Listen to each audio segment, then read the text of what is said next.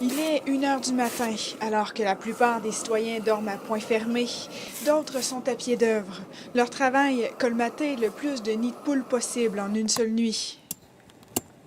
Ils vont balayer, essayer d'éliminer l'eau le plus possible. Ensuite, ils vont chauffer la surface, essayer d'avoir au moins une surface qui est moindrement sec. Et ensuite, ils vont mettre de l'asphalte froid dans le trou et pilonner le mieux qu'ils peuvent. Un vrai travail de moine à voir l'état de la chaussée ces temps-ci de l'année. Pourtant, bien peu de résidents de la ville semblent au courant de ces opérations. La nuit?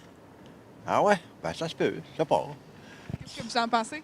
Ah ben ouais, ben ça serait plus d'avance, oui. Je pense que c'est une bonne chose. Parce que dans le jour, c'est plus compliqué avec les voitures qui circulent la journée longue. Là. La nuit, ah oui. C'est pas ça.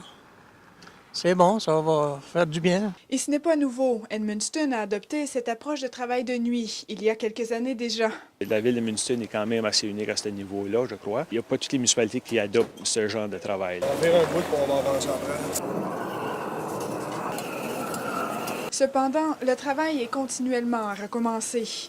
Et ça coûte cher. La ville dépense environ 50 000 $ par année pour cette opération de colmatage. C'est quand même assez dispendieux quand tu penses que tu peux réparer le même trou plusieurs fois.